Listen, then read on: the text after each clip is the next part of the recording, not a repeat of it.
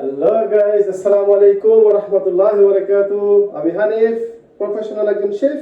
আজকে আপনাদেরকে দেখাবো কিভাবে আমি স্প্রাউট তৈরি করি।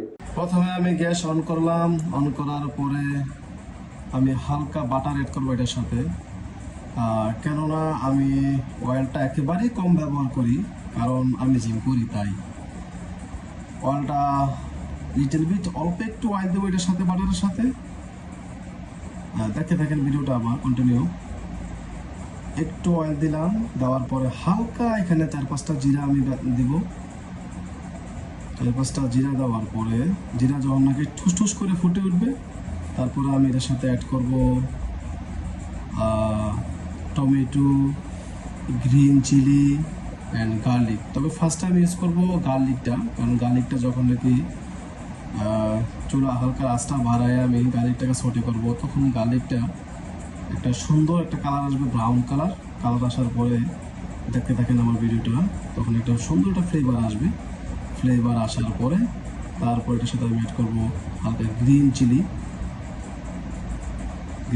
অ্যাড করবো। এখন অ্যাড করলাম গ্রিন চিলি। তারপরে দেখতে থাকেন গ্রিন চিলিটা আমি হালকা নেড়ে চেড়ে বেশিক্ষণ না, 1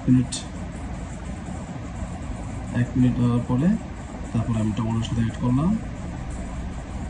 টমেটো অ্যাড করার পরে টমেটোটাকে একটু হালকাভাবে আলতো করে চুলার আঁচটা একটু বাড়াইয়া, তারপর হালকা একটু সল্ট দিয়ে দিলাম। সল্ট দেওয়ার পরে তারপরে এটাকে একটু প্রপারলি আমি এটা পাকানোর পরে তারপরে হচ্ছে চনাটা অ্যাড করবো। আমি চনা অ্যাড করবো, কারণ চনাটা তো অনেক বেশি বড়, তার জন্য আমি চনাটা অনেক শক্ত, তার জন্য চনাটাকে ফার্স্ট অ্যাড করলাম। আর তার আগে বলে রাখি আপনাদেরকে, এই আমি স্প্রাউটটি কীভাবে তৈরি করলাম সেটা আপনাদের বলে রাখি। আপনি ম্যাক্সিমাম 12 ঘন্টা চনাটা ভিজিয়ে রাখবেন। ভিজিয়ে রাখার পরে এটাকে উঠাবেন। উঠানোর পরে এটাকে ভালো করে কাপড়ের ভিতরে পেঁচিয়ে মিনিমাম এটাকে আপনার 24 ঘন্টা রাখতে হবে। রাখার পাশাপাশি তারপরে এই ভালো বক্সের ভিতরে ঢুকায় রাখতে হবে। ঢুকায় রাখার পরে এটা শিকড় আসবে।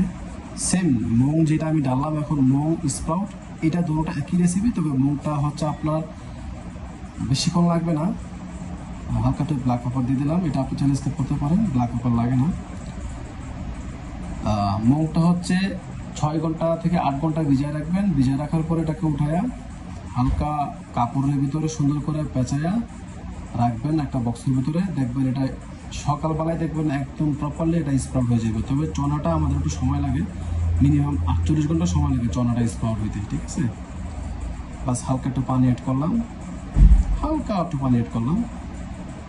পানি অ্যাড করার পরে ভালো করে নেড়ে চেড়ে সুন্দর করে বাস এটাকে আমি ঢাকনাকে ঢেকে দিব। দেখতে থাকেন আমার ভিডিওটা।